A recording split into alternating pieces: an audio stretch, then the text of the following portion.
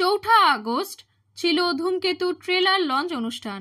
এই অনুষ্ঠানের মঞ্চে প্রায় 10 বছর পর একসঙ্গে দেখা গিয়েছিল দেব ও শুভশ্রী গঙ্গোপাধ্যায়কে। তাদের গলায় কখনো ধরা পড়েছিল অভিমান, আবার দেব ফ্লার্টও করেছিলেন কখনো। সবশেষে তারা একে অপরের সঙ্গে নাচ করেন। তাদের এই অনুষ্ঠান ঘিরে তোলপাড় হয় সোশ্যাল মিডিয়া, আর কটাক্ষের তীর ধেয়ে আসে দেবের প্রেমিকা রুক্মিণী মৈত্র ও শুভশ্রীর স্বামী রাজ চক্রবর্তীর দিকে, যা মোটেও কাম্য ছিল না।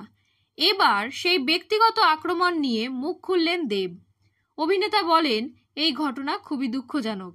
এখন কেউ ভালোটা ভালোভাবে দেখতে চায় না, প্রতিটা লাইন নিয়ে কাটাছেড়া করে। তবে রাজ আর রুক্মিণী খুব ভালোভাবে এই দিকটা সামাল দিচ্ছে। আসলে আমাদের পরিবারই কিন্তু আমাদের বড় সাপোর্ট।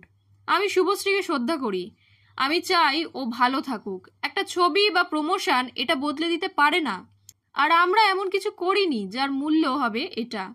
দর্শক দেব শুভশ্রীকে যেভাবে দেখতে চেয়েছিল সেটাই আমরা রিক্রিয়েট করার চেষ্টা করেছিলাম। একটা ওয়ার্ল্ড তৈরি করেছিলাম যাতে নস্টালজিয়ার বিষয়টা ফিরে আসে। তাই যখন ব্যক্তিগত আক্রমণ করা হচ্ছে সেটা সত্যি খারাপ লাগছে, আমার গায়ে লাগে না। তবে আমার মনে হয় যে ব্যক্তিগত আক্রমণ করা ঠিক নয়, কারণ প্রত্যেকের কন্ট্রিবিউশন আছে। আমি যদি রুক্মিণীর কথা বলি, ধূমকেতুর পেছনে ওর অনেক অবদান রয়েছে। ও আমার সঙ্গে রিলও বানিয়েছে। আজ যখন আমার সঙ্গে দেখা হলো, ও আমাকে বলল খুব ভালো ওপেনিং হচ্ছে, আমি তোমার জন্য গর্বিত। অন্যদিকে রাজের সঙ্গে আমার সরাসরি কথা হয়নি, কিন্তু শুভকে দেখে বোঝা যায় যে ও কতটা খুশি।